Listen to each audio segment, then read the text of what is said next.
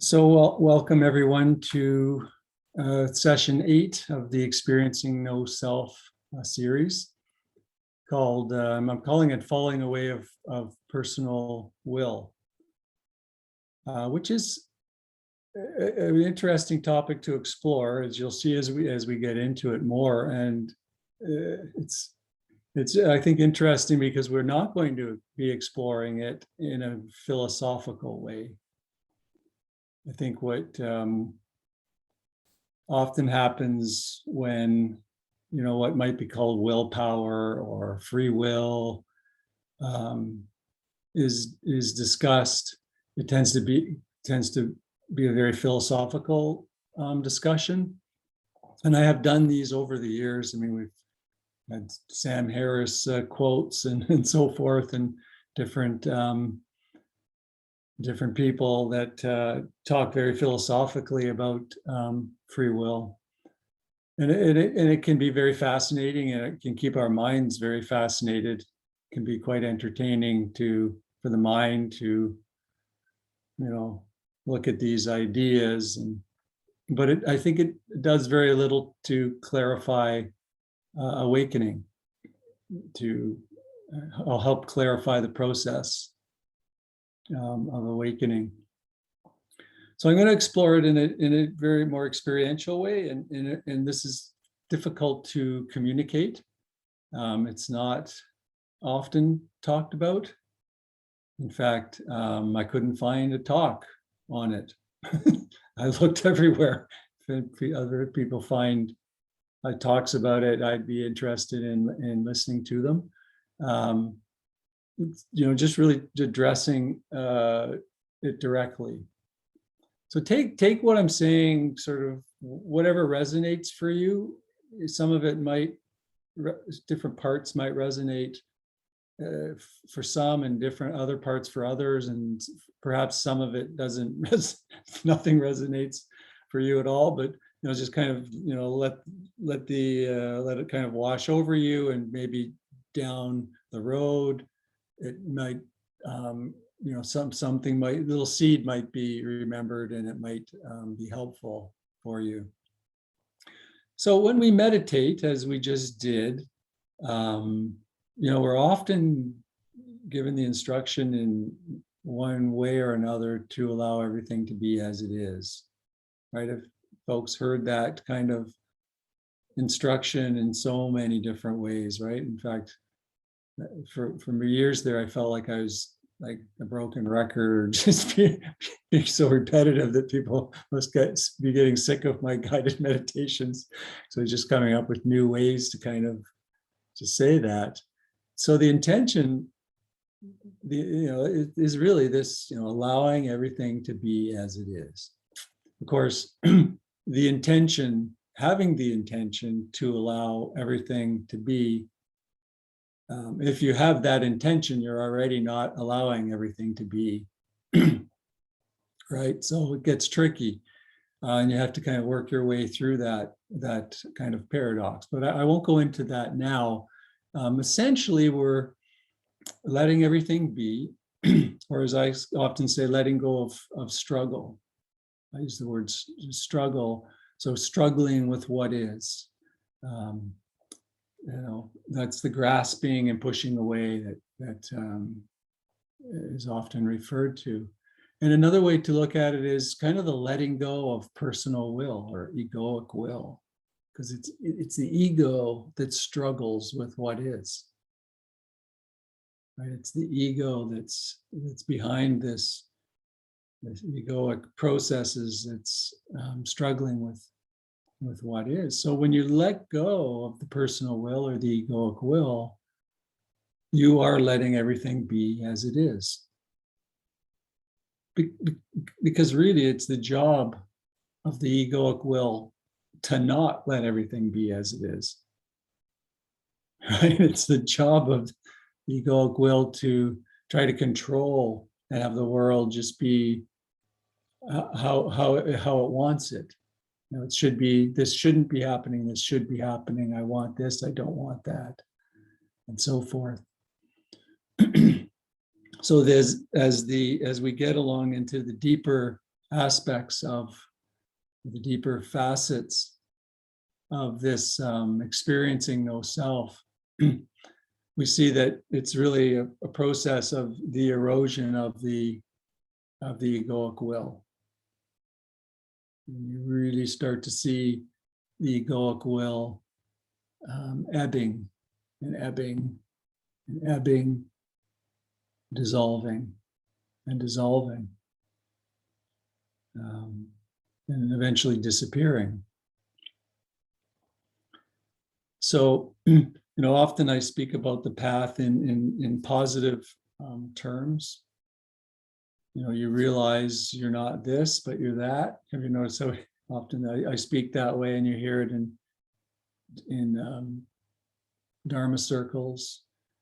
And this is part of the path, like it's part of the teachings. But ultimately, we realize that there's really not a true nature to realize. And we're really going to start, moving into this kind of aspect of no self, of completely letting go of any grasping at even notions like awareness or consciousness or true nature. So really, the questioner, the witness, disappearing.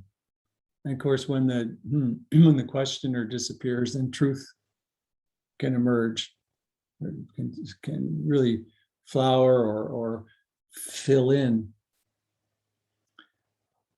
So it's kind of the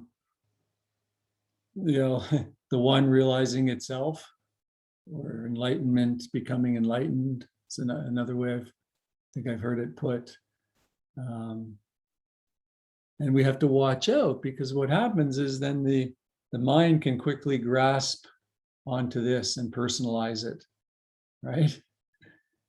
Personal will grasp onto anything and personalize it and make it a project for the ego, including an awakening or enlightenment.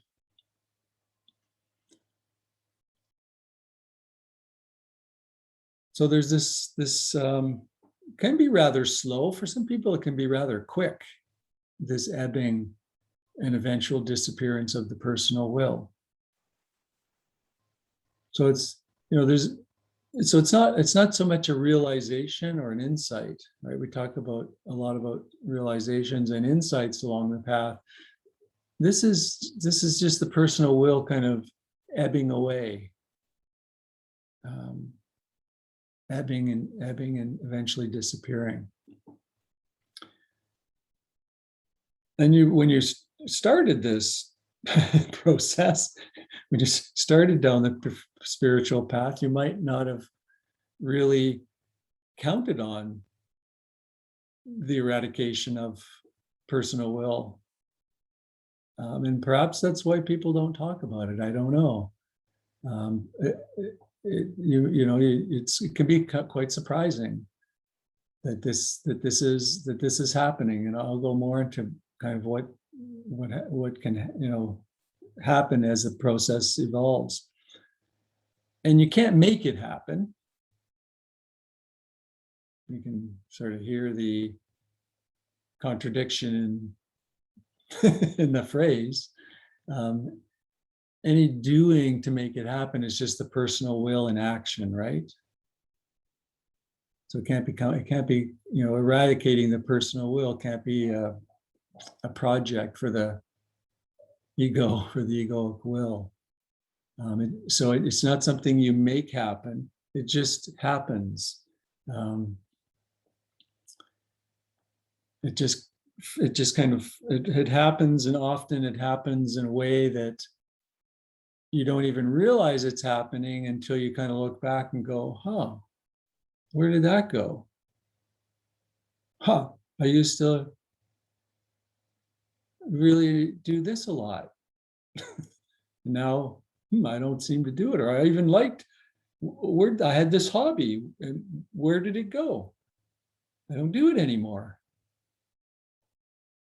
So it's kind of sneaks up on you in that way, where there's this just kind of aspects of you could say of identity, of your identity that just kind of seemed to slip away.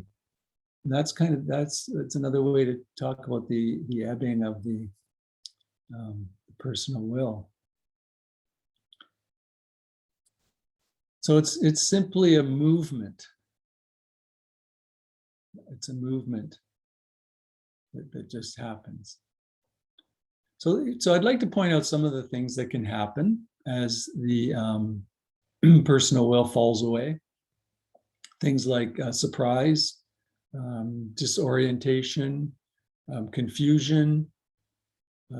All these things can arise. And you can kind of see it on a continuum as more and more aspects of the personal will kind of erode different. I think at first, for me, it was like a surprise, like, whoa, what's going on here? Like, I things that I thought were super important to me, like the ego me, are no longer important. So it's kind of a surprise, right? Like key things kind of became almost disenchanted with them, disillusioned. And then, then a disorientation can kind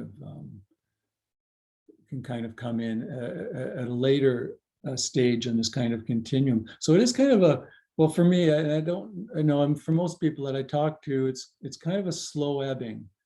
I guess there have been people where it's more of a spontaneous, almost ejection. I think I've heard teachers talk about it as just like the identity just emptying out very rapidly, and then spirit flowing immediately in. So there are different experiences of it. So I'm talking about it more as a slow process, but if this isn't resonating for you, then it's not a problem. I don't think there's any one way that this unfolds. But for most people I speak to, and in my experience, it's a slower ebbing. And in fact, in my case, a fairly painful one. It wasn't an easy one, an easy ebbing. So this ego is primarily this craving and clinging, right? It's what it is, this wanting and not wanting, the kind of energy or personal will, you could call it. It's that energy that's behind this, this craving and clinging. So it's the underpinning of our motivation, right? It propels us through the world. It's our motivation for everything. Everything that you do is motivated by this personal will in the sort of relative sense, right? Everything you do in the relative world is motivated by personal will. Everything, from getting up in the morning, having your breakfast, going to work, whatever you might do throughout the day, just everything. So without this personal will, what happens to ego? Well, ego is powerless.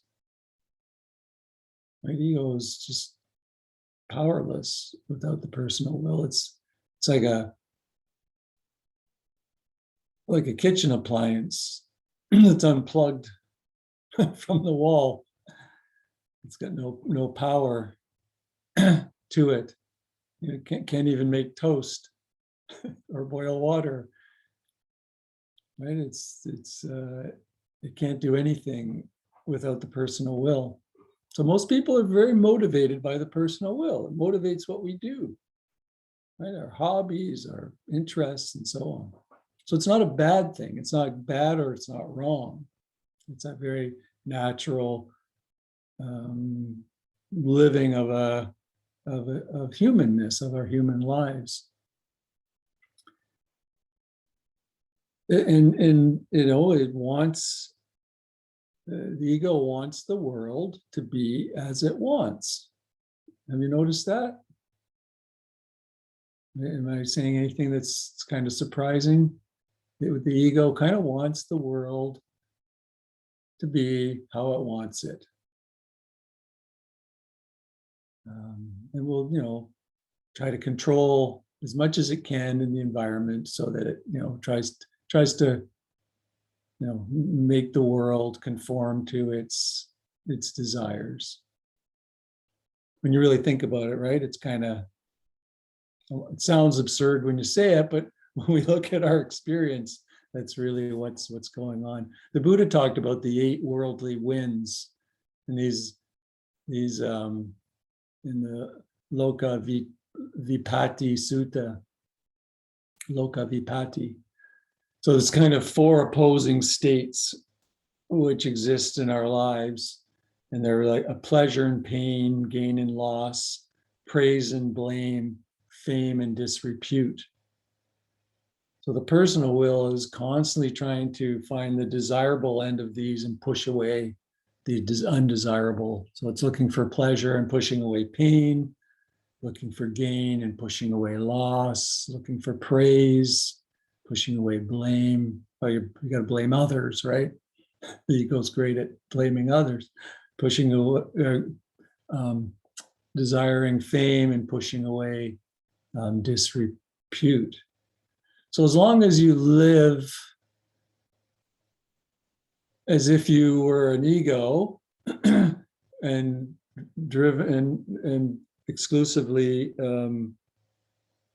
motivated through your personal egoic will, then pursue these, right? I mean, that's the only place the ego is going to find kind of relative happiness, is to have the positive end of these things and not the negative ends, right?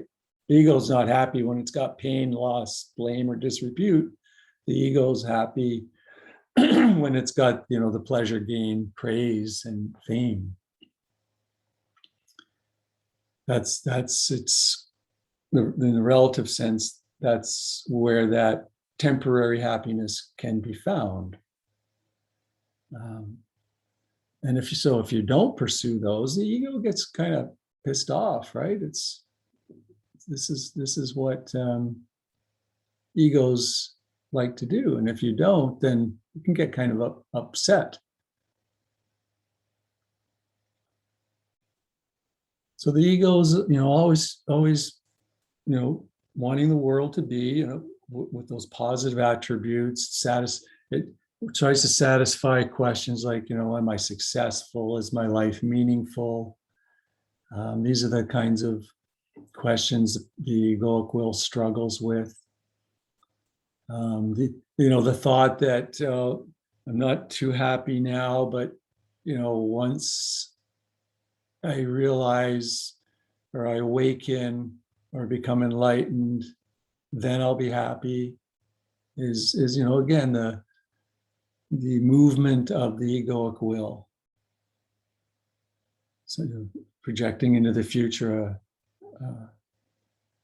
and maybe even controlling events so that perhaps personal will can become, or the ego become enlightened. So, but living from this egoic perspective with the personal will is ultimately not satisfying. We see this. Many times we don't see it until midlife. I go to retreats, and you see a lot of middle-aged people. And early in when I was younger going to these, I always wondered, why is everybody like 50 or 60? I was 20. It was, I noticed not all of you are in your midlife, which is great. I mean, get going on this when you're younger. It's but often it's midlife, right? The ego's kind of done as much as it can, right? It's the ego's, it's as successful at its job as it's ever going to get.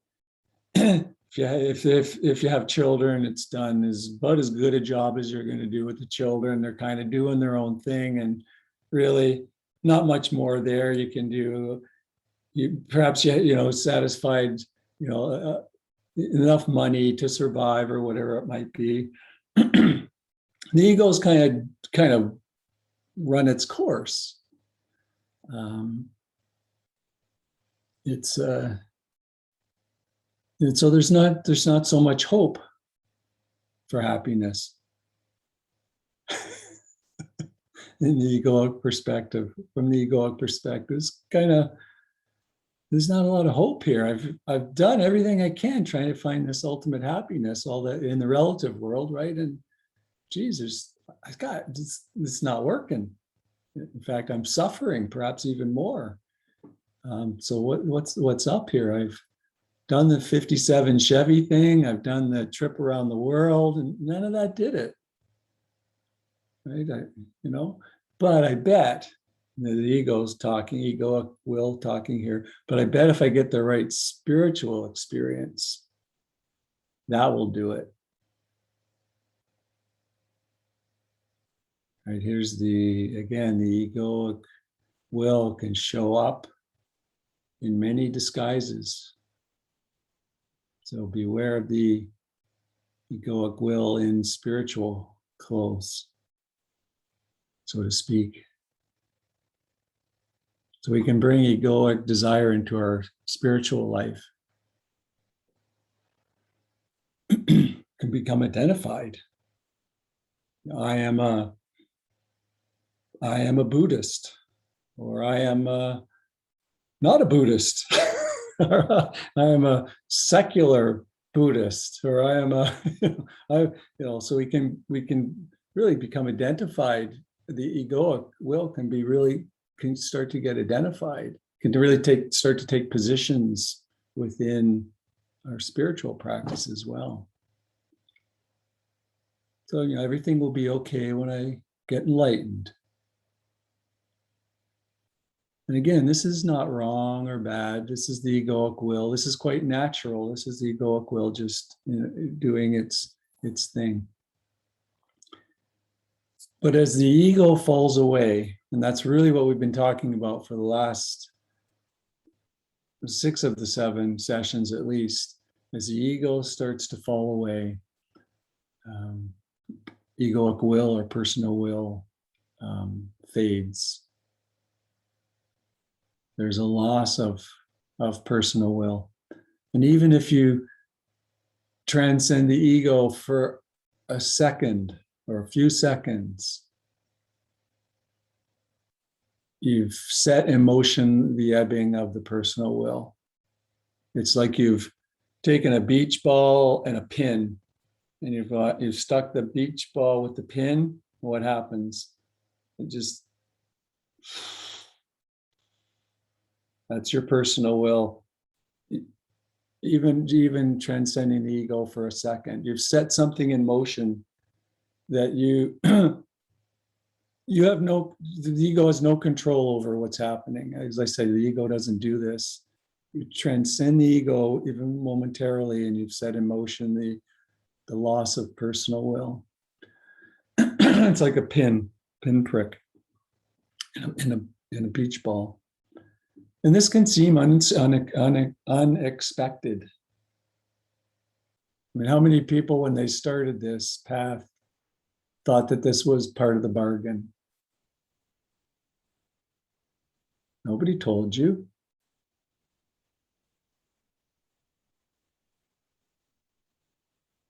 And I wonder how many people would be on the spiritual path if we started with that as the when people are just getting into it, saying, well, it's all nice. I know you're looking for the spiritual experience, but you do realize that everything you hold important right now will no longer be important to you. You'll still have your personality, but all these things all these identities that you have, you'll realize they're illusions and they're not true. Are you okay with that? Well, if so, sign here and we'll get started. Nobody told me anyway. I guess I don't know. It was very unexpected for me. I thought it'd be, enlightenment would be kind of a good achievement in a sense. Like, it'd be a good thing to achieve, almost something I'd want to put on my resume, right? Wrote a book, got a degree, became enlightened. So so I'm joking a little bit about this because the personal will can really can you only see its diminishment in a negative way. Right? The ego can only see the diminishment of personal will in a negative, the diminishment of personal will in a negative way. Right? So there's resistance. Right? The ego is going to resist. And this can be painful, be quite painful. It can seem like life's kind of falling apart. I'm not interested in my hobbies. I'm not interested in my work. I really don't want to go anywhere, even really talk to anyone. So I completely became, I guess going back 15 years, totally disillusioned with my work. I was very identified as a professor, right? And became very disillusioned with that, and kind of lost any interest in doing my work. Of course, what did the ego do? So, I quit my job. The ego filled in, said, oh, he's not, the intellectual thing's not working.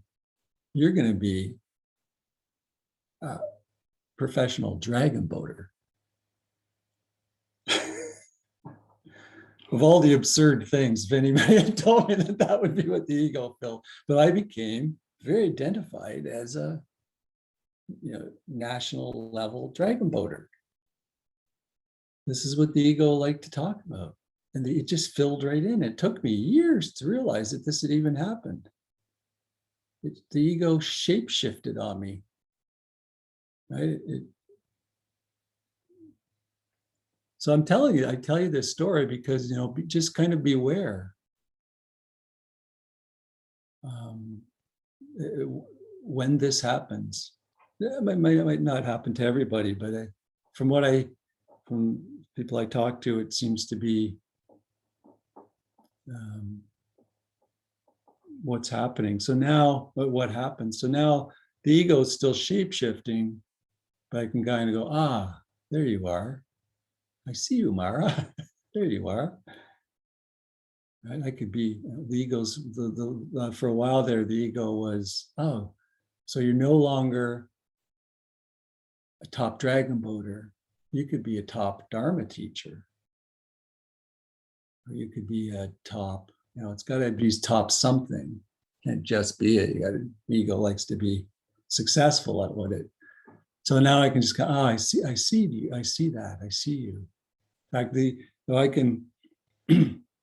ego can start saying, you don't have so many people at your Dharma talks. What you need to do is you need to start advertising, and you need to, you need to write a book so more people will know you and then come to your. So there's all this kind of ego stuff, and maybe I will write a book. I'm starting to kind of feel something deeper coming up towards that.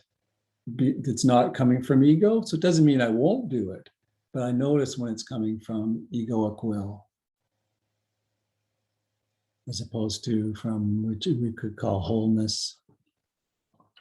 So it can be very confusing. It can be very disoriented, and you usually don't know what's happening until it's happened. Like the process starts. It's happening when something like you're not interested in something big like your job or so forth. Kind of sneaks up on you though. You wake up one morning and realize that this aspect or that aspect of your personal will is just gone. And once it's gone, there's no retrieving it. It's just gone. I mean, it could fill in, right, with something, something else could flower, but that aspect, that the egoic motivation, once it's gone, it's just gone. You can't retrieve it. And kind of the more aspects of the personal will that ebb, it's kind of like a snowball. It just kind of builds upon itself. It kind of gets cranked up in a certain way.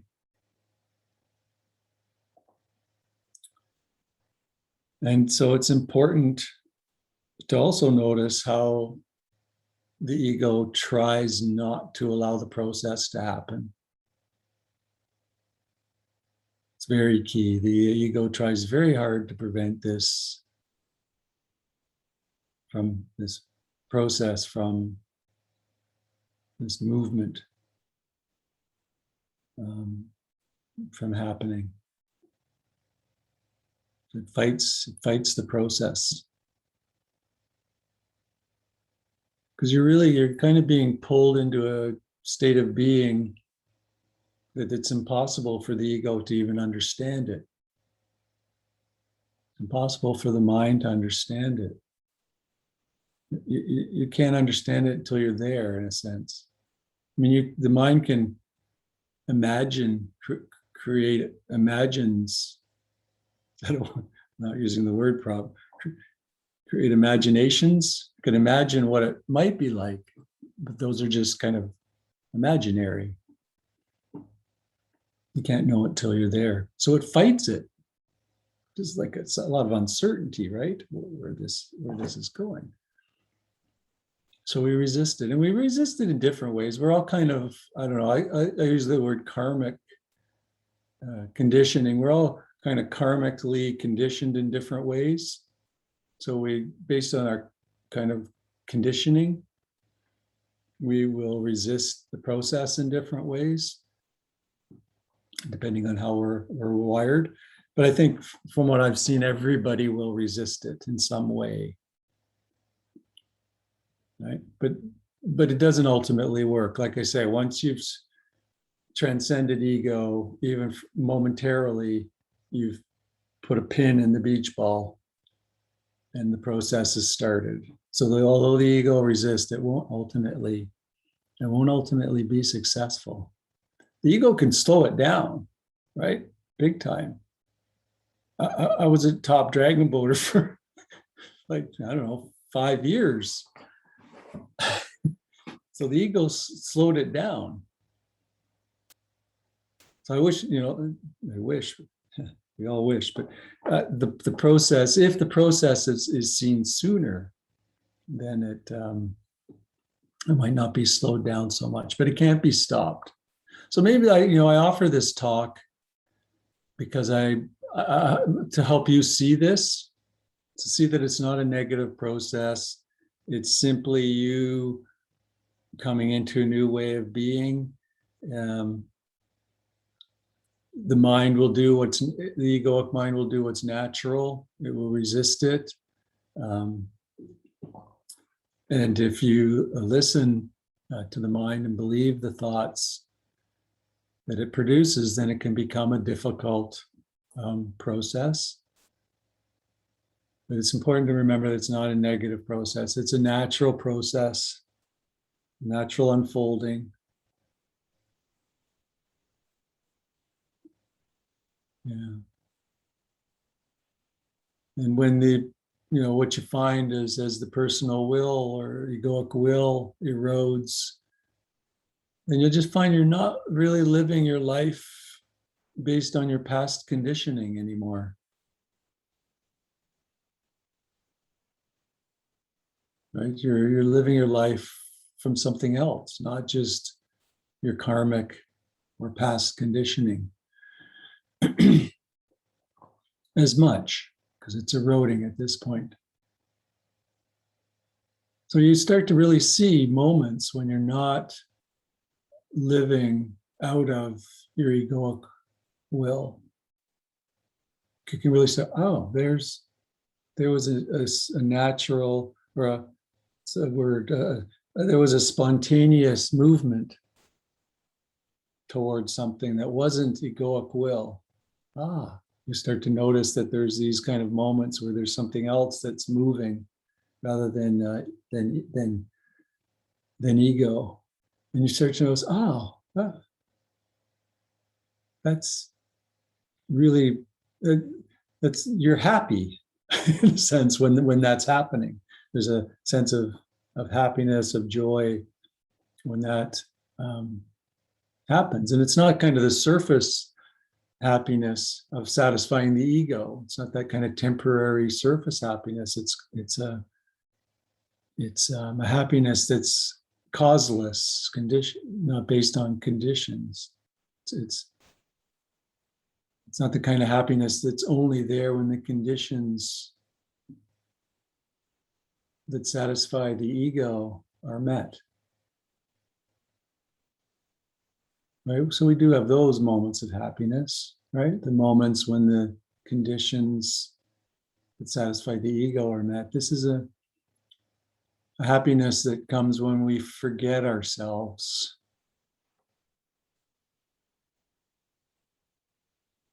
So there's a real flowering of something else with the diminishment of the egoic will. There's really something else that starts to fill in, and you really get a sense of that. Or it flowers, I don't know what words to use. It emerges. And when the ego falls away, the personal will quickly dissipates. So I've talked about transcending the ego, the pinprick in the beach ball. And falling away of the ego is the complete disidentification with ego. When that happens, the personal will dissipates rather quickly. You might, I don't know if it's some of the more direct teaching retreats, you have people that will stand up and say, I can't make a decision anymore. I don't know if you've heard anybody talk about, I used to be my job was decision making, and now I can't even make a simple decision. I'm not motivated to do anything anymore. I used to be, I'm a type A person who always had to do things, and now I can't motivate. I don't seem to have an orientation in my life. I feel aimless, rudderless. These are really expressions of people who are going through this dissipation or this dissolving ebbing of the personal will, the egoic will.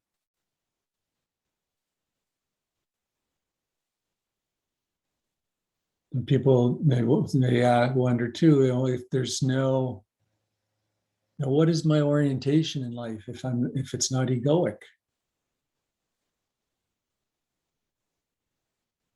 It really is a big question that the ego will put out there. So you could kind of end up in a limbo zone. Is that the right word? Kind of an in-between zone. You're in limbo. I guess that's what you're kind of in limbo, where you're not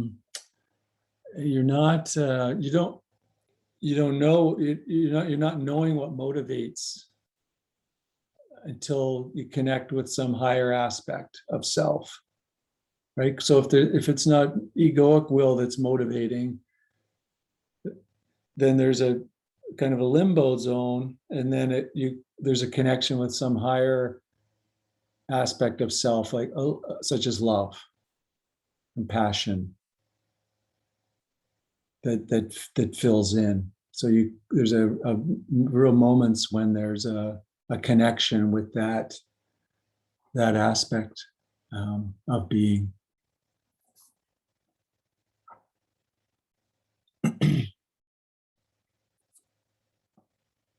Yeah. So this is, I'll stand with, this is the one of the another paradox, right? The very thing that the spiritual impulse, if you want to call it that, is drawing us towards, is the very thing that the ego fears the most. Right? We're drawn towards our own dissolving. But then there's this moment where there's something else that fills in. There's um, an unfolding. We connect with this higher aspect of ourselves, you could say. So I'll leave it there and open it up for any questions, comments that folks might have.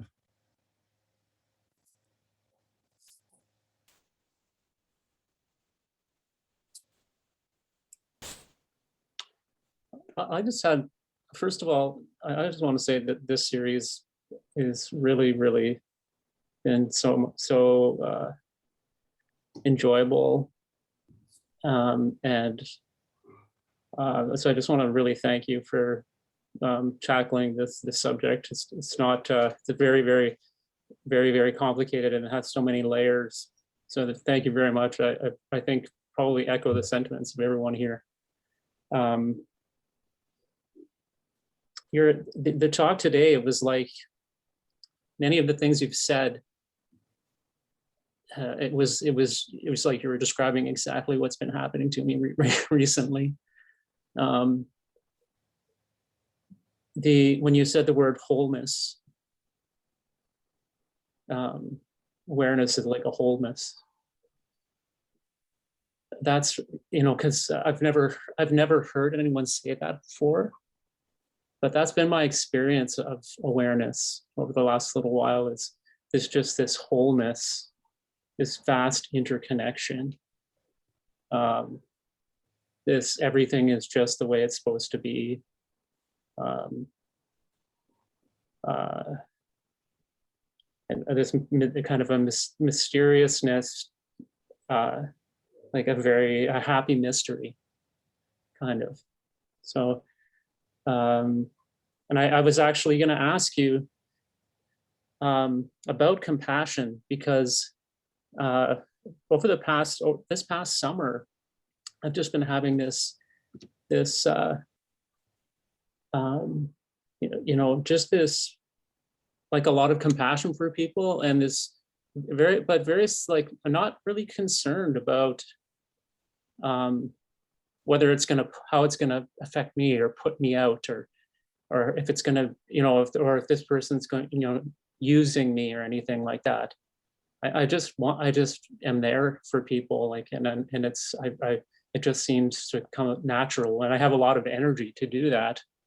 It's very, I have, this, just more energy to kind of do good things, to help people, and to be selfless, and to just be happy in the morning when I wake up. And so it's really, really, it's fascinating to hear you say the things, because that's really resonates with some of my experiences. I guess the question since it sounds like it would be normal to feel, compassion kind of being this new kind of like overarching value that's kind of taken over. I feel like I've had compassion in the past, but there's always this undercurrent of like, well, am I just being taken advantage of or something, like, or am I gonna like burn myself out or something? It always felt like it was kind of giving too much or something. And the question I had was, would it be correct to say that ego is resistance? Because that's how I'm experiencing ego, because I've been looking a lot at ego ever since this series, like trying to like really paying attention to when it crops up with me. And I've been noticing that it crops up as like resistance, and I often feel it in my body. Like my body feels a bit tight, starts feeling it tight, like, and I can even notice it where there's just a subtle tightness now. And I'm like, oh, there's the ego.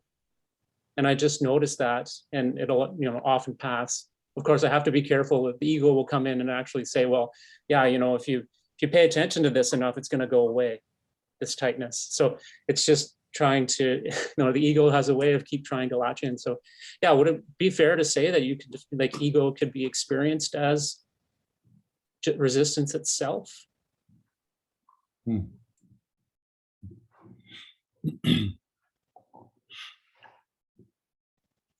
Yeah, I mean,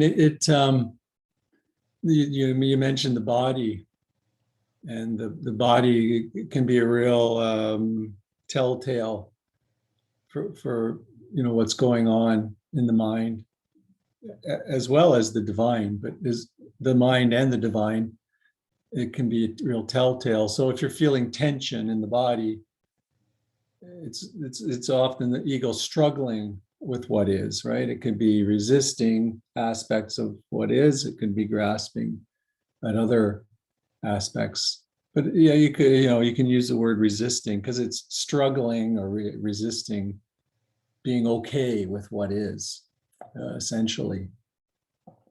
It wants to, the world to be a certain way so that it can be happy. And of course, the ego shows up in different ways. The ego can be compassionate and loving, right? The ego can be, often there's, I wouldn't say it's unconditional or boundless, right? So the love that fills in is more of an unconditional and boundless love, limitless love. The ego loves, and everybody's seen that, that the ego can do compassion. The ego's not a bad thing, right? I gave this talk, and it can sound like it's a bad thing, and it does erode. But there's there's still your personality that's there, and there's still these aspects of being that still operate. There's the aspect of the ego that keeps you alive. Right? There's a real survival. The ego is really motivated by this organism surviving and reproducing. And that's a real deep sense of the ego. That's the ego in the gut. I've been talking about the ego in the head a lot in terms of thoughts. And a little bit about how the ego manifesting in the heart, the love aspects of ego and transcending that. And but there's also this really existential, deep survival gut sense of ego, and that's really, the ego does not want to let go, because there's a sense that the organism will die if I let go. So that's kind of so you can kind of see this as happening at the, I'm talking conceptually here to give you this, they don't really sort of reside in those places, but it gives you a feel for thought, emotion, and deep sense. And so that's why I use those locations. And that's really what I'm pointing to when I do that kind of 3-center meditation, where we go from the head to the heart to the lower belly. So yeah, our ego can be seen as this resistance, not being okay with what is, and it often shows up as tension in the body. So that's really a place to go when we want to see, is to go to the body, right?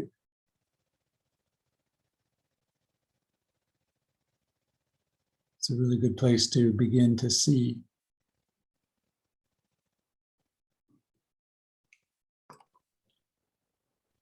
I just wanted to add one slight thing, like take 2 seconds.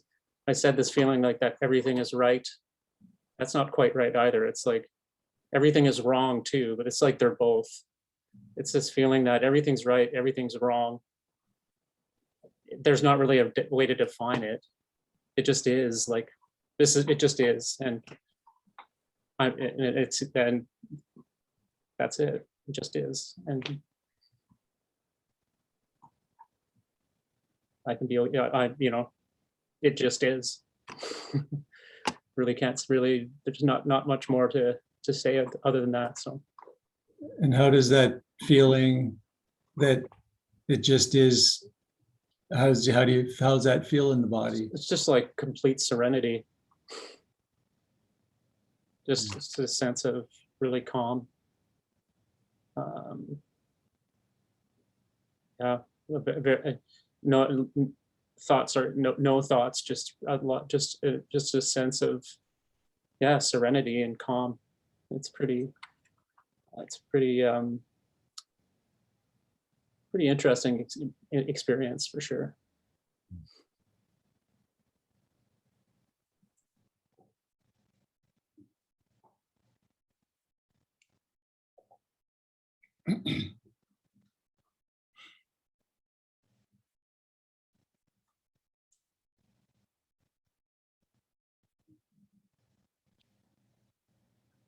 So the last few minutes of your talk, Stephen, saved me from utter confusion. Okay.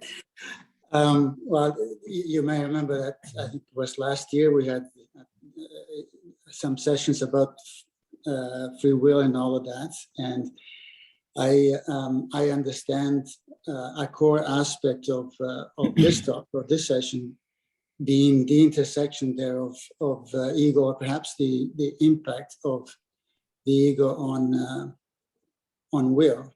I won't say free will, free choice, on will in general, as you've been explaining. And I'm always curious about this and somewhat concerned because I find that will doing can get a bit of a bad rap in I will say in Dharma circles even, that accepting things the way they are, seeing the falling out of the ego, pricking the bubble, as you explained before. There's and you actually recounted your own experience, like lack of motivation, sitting back. Now what do I do? Now the ego comes back and fills in some of that void. It's, yeah, my question is always, well, I have my understanding, my view is that, and you explained it in the last few minutes, and then in some of these answers that you already provided after your talk, that there might be something else after the pricking of the bubble. That's and hopefully it's motivated by a more holistic, more organic view of the world, one that is motivated by compassion, by love, as you mentioned. I think that's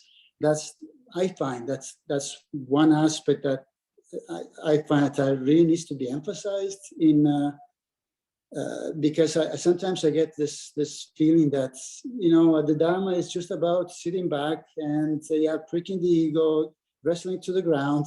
I'm using, of course, I'm exaggerating my language, and then just things will just occur as they occur, which is, of course, we're 7.5 billion of us, they will occur the way they do. But we also, at the intersection of all of those causes and conditions, we are also agents. As we don't determine very much our own life, but today I'm working to create the conditions for my tomorrow in a very small way. Of course, I'm still the result of all of my previous conditions, but there is room if it is for doing. But of course, importantly, very motivated by love and compassion, like you mentioned.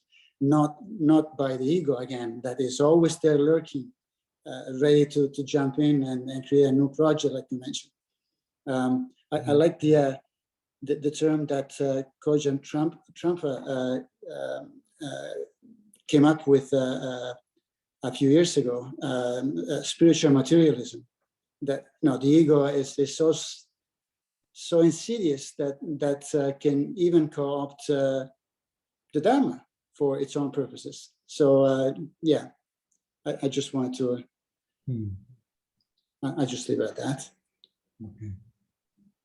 Yeah. Whenever I think perhaps that's why dialogues about this end up being philosophical, because it's hard to, and I didn't even say that the personal will is ultimately an illusion, right? That's why it's so frustrating. We're trying to control the world with something it's an illusion. But when we talk about, the disappearance of personal will, not will, disappearance of egoic will. It's a big difference. Disappearance of egoic will. I mean, I said that, the ego can be loving, but the ego can also be very destructive. Look at the egoic world. The relative world is very chaotic. In fact, it's pretty much insanity. So we're talking about the ebbing of that egoic will. So what we connect with this higher aspect of self, and we become identified with this higher aspect of self, which is love, compassion. Like a lot of the Brahma Vihara practices are inclining us towards those aspects of the heart. And but there's a further, and we'll get into this in future weeks. I'm just planting a seed now, but there's a further letting go. There's a letting go of even that, right? Because I'm still saying the self is identified with these higher aspects. We're connecting with these, and they're higher aspects of self. But there's a seeing that also is not, there's no self there. And that's really where, and I use the word divine. I don't know, there's so many words: Buddha nature, spirit, consciousness, ultimate consciousness. There's so many words, the unborn, so on and so forth. The Buddha liked to use words like unborn, deathless, and these are really, this is what fills in. So there's even a letting go of attachment to love and compassion. The divine, of course, is very much infused with these aspects, but in a completely boundless, unconditional way. I went through a real phase in my practice where I was very attached to love and compassion. I was, if somebody swatted a mosquito, I would have a conniption, right? It would be like, no, we love, it was non-harming, and I was, everything was love and compassion. I remember the guy who closed our pool down, there was a frog. We used to have a pool back in the day, and there was a frog stuck in the filter thingy, got sucked in one of the pipes, but it was still alive. And I freaked out, and I didn't care about the pool anymore. I just wanted to save this frog, right? And the reason I remember is because he came back the next year and he goes, I think maybe we should probably check all the lines for frogs before we proceed. So he would, that's that. Then I bring that up. It's a funny story, but also because it really hit me. Like, yeah, I'm identified with this higher aspect of self. It's beautiful, and uh, it's beautiful. It's a lovely. Um, and you could stay there forever. It's a joyous place to be, but there's still more to be let go of. And I'm just bringing that up because it fits with will. I kind of see it going from egoic will to this other kind of, it's not egoic, but it's still self-will. That's very much connected with love. And then a will that's completely spontaneously arising from the divine. It's kind of the flow of it. So there's always a will. Like the Buddha had a will. I've said this before. Jesus, when he went into the temple and threw over all the tables, I mean, there's will, right? In the Buddha, you could see the will that was there. So there's a will that's present. There's a lot of doing. If you see the Dalai Lama as a realized being, I mean, I see him as realized it at a deep level, and he's doing. I mean, if you ever saw his schedule, you'd get stressed just from reading it. Probably the egoic will would just go, "My God, I can't do this," whereas it just flows, right? It just flows. The egoic struggle consumes more energy than you can imagine. When people ask the Dalai Lama how he does it, it's simply that the egoic struggle isn't consuming the 90% of his energy that it consumes in other beings. He gets up at 4 a.m, practices for 4 hours, starts his day. The egoic struggle consumes a tremendous amount of energy. In fact, if there's a phase that people go through is when the egoic will starts to diminish, the amount of sleep required is diminished. And they wonder, well, I can't sleep. Well, do you feel tired? How is that? Do you feel tired? Well, no, I feel energetic, but I haven't slept more than 4 hours in like 6 months. I should be. The doctor says it's dangerous. I've read you need 7 to 9 hours of sleep. Well, if your life consists of egoic struggle, then yeah, you need 7 to 9 hours of sleep. But if that energy is not being consumed in struggling with what is, then of course there's all this energy that's available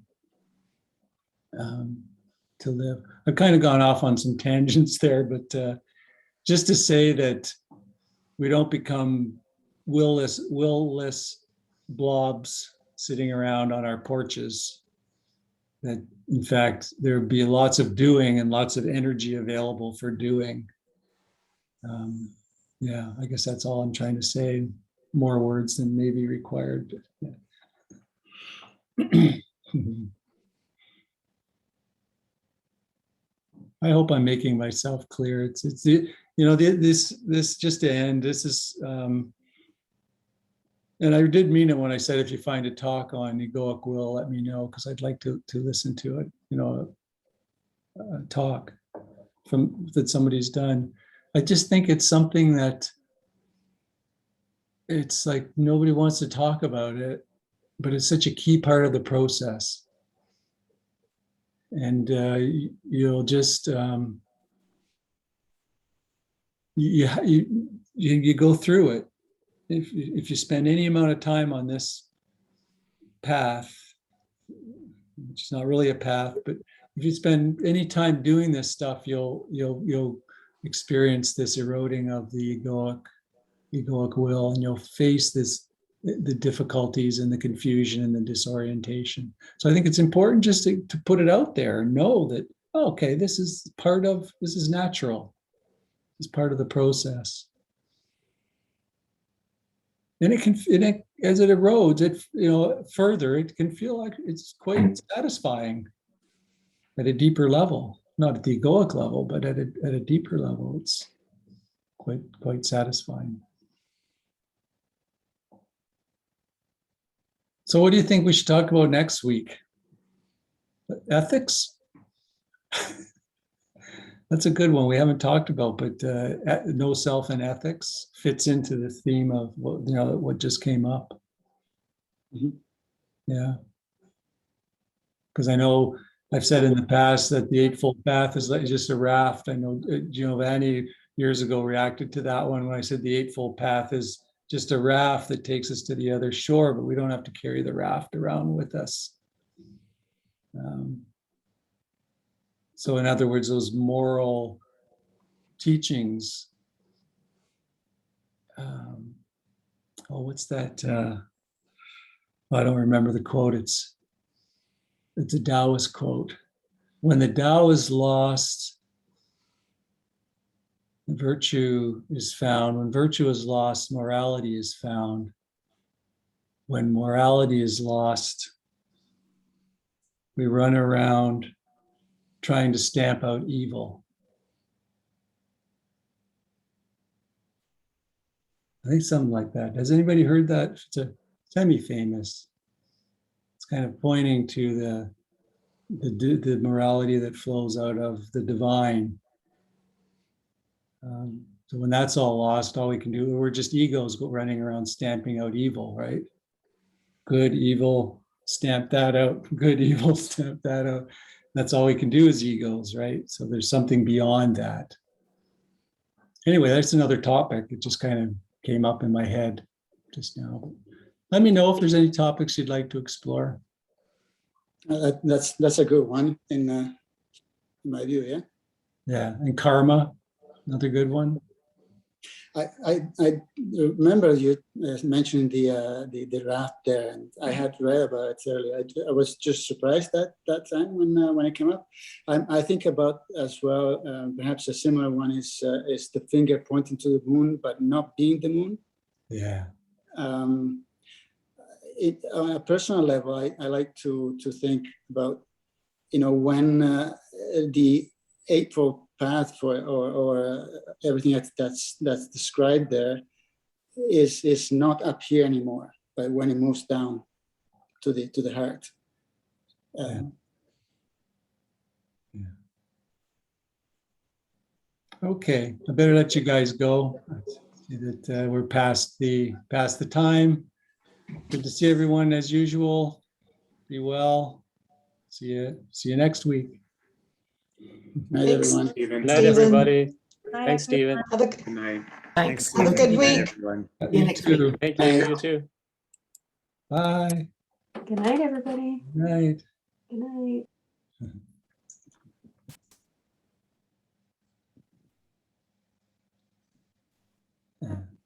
So how's it going? Well, thanks. That's good. Really relate to what you talked about tonight, and I felt like I was the poster person for the middle-aged seeker. Middle-aged seeker. Yeah. Person who kind of, as you talked about, for whom nothing sort of, you've been there, done that, not doing it anymore, or what is there? I think, and when you talked about, well, I guess Giovanni commented on it about what's beyond the ego and the falling away of will. For a bit, it's like, well, it's scary if I don't do what I do. What am I going to do? And yet, I feel like I have experienced that to sometimes. What we do when we're plugged into whatever it is, I would say that, so there's no self, there's a whole, we're all connected, is we're guided by we're guided by this, so there's no ego, there's just this sense of knowing, wanting to reach out, wanting to connect, wanting to contribute to the health and well-being of the collective, because we're part of it. Yeah. And that's I feel what I experience. This, Mhm. you know, in some way. That's how I related to that. Yeah. Yeah, we connect with that higher aspect of being. It's not me identifying, it's not me wanting, although it does feel good. But you know, I think I don't know the Eightfold Path very well, but it also is good. Mhm. Talked about love and compassion and right, what is that, right speech and right action. It falls into that. We just know what is right action by experiencing it. Not a decision. It is an experience which then is reinforced, because you can tell if it's feeding your ego. It's like, and it's hard to separate because the ego's there sometimes. Oh, that felt great. Mm. But it's not what motivates me to do some of these things. It's right action. And so that I found very interesting. It makes me really think about, oh, you know, because I didn't put it into words at all. I just experiencing it. Yeah. I am trying to find my way in the world, and you know, so I felt like I could kind of relate. So that was, but not entirely. Yeah.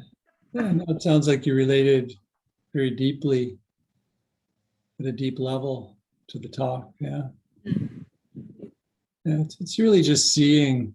It's really a process of seeing when we are acting from personal will or egoic will, and when we're not, right? Because and just feeling the joy when we're not, and feeling the struggle when we are. Yeah, and I think the ultimate, maybe, I mean, go back to suffering, right? I'm not sure if this is absolutely true, because the body will feel pain, even if we have no egoic struggles. The body still feels pain, but one is, as much as one can be, at peace with that. That's the hard part for me. I would say that's where the ego comes in absolutely full force to say, must get away from discomfort. Mm-hmm. Not at all on top of that. Yeah, multiplies the pain by 10. Yeah. I'm totally hook, line, and sinker into my ego at that point. Okay, so it's just seeing that, right? Seeing that you know pain is inevitable, like pain in the body, emotional pain, sadness, right? Somebody passes that we're close to. There's emotional pain. There's grief, Inevitable. sadness. Yeah. It's inevitable. Stub our toe. I just stubbed my toe. It hurts. When I put my shoe on, it hurts. It's inevitable, right? But so that's 10% of our suffering. Yeah. The other 90% is the egoic story about the 10%. Yeah. Creates the other 90. So yeah, it's being okay with the 10% that allows the 90% to just dissolve. That's hard.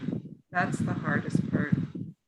When it's flowing and when it feels peaceful, that's easy. Yeah, it's true. Eh? Yeah, it's when it's not.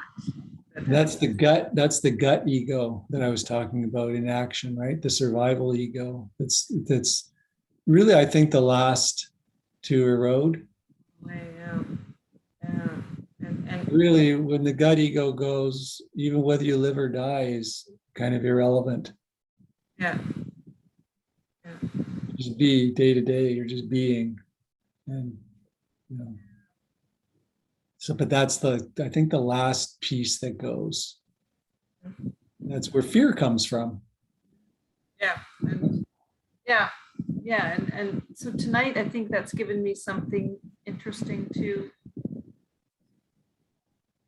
be with for a while. Is I feel like I have a bit of an aha moment in that my tough moments are when I'm suffering, and so I go to the ego is there in full force, whether it's physical or emotional or whatever, discomfort of some kind. I'm finding it more easy to be in tune with, aware of what's right, and feel connected and feel in that way. But that's good, but there's still a lot of suffering because of ego when there's discomfort and pain. And I think that's going to be very, very helpful for me to explore. Yeah. So so when there's, say, physical pain, look at the story that's now layering on top of. So just going back to the actual experience of the physical pain is being with things as they are. Oh, there's the body sensation, physical pain. That's all it is a body sensation arising, right? I mean, it's nerve ends and communications to pain centers in the brain. I mean, there's all that physiologic, but as a felt experience, I feel it in the body. There it is. Oh, wow, there's a thought, catastrophizing it, blaming, fixing, shouldn't have happened, if only, just, oh, look at all those stories. If I start believing those, this is going to get a lot worse. Yeah, and then the behavior, like the thoughts lead to behaviors, which kick in. And Once then, they're believed, yeah. And then seeing, which perpetuate and complicate things. And that's, for me, the next layer is what behaviors do the thoughts lead to, which are complicating things. Yeah. Let's see if you can notice it at the thought level before it gets to behavior. Just thoughts are right to behavior though, and I'm not even aware. You'd be surprised how long a lag time there is. There'd be some thoughts that arise that are believed. Yeah. Oh yeah. So that are unconscious, maybe almost unconscious. I may be noticing the behavior or the thoughts, but sometimes I just notice the behavior. How did I get here? Yeah. Go back to, well, what are my thoughts right now? Yeah. It's a practicing being with discomfort. Yeah. So you use discomfort as an opportunity to practice. There's a pain in my knee. Okay, this is great. I can use this as an opportunity to get to know how the mind-body reaction to pain creates suffering if I believe it. Or I can also know that not believing all the thoughts about it can lead to the cessation of suffering. And you can see both. And so you can look at it as an opportunity. Conceptually before or intellectually, but now I think I'm starting to see it more deeply. Yeah. So yeah, there's your practice. So I hope you feel some physical pain so that you can practice it. I will feel some discomfort. Physical, mental, emotional. It's inevitable. Guaranteed. Yeah. I'll have lots of opportunity. Not that my life is catastrophe, it's quite good, but yeah. So thank you. This has been fantastic. Yeah. Okay. Take care. You too. Enjoy your family. It's so nice to hear that you're together with them after so long. Yeah, we're having so much fun. See you next week. Bye-bye.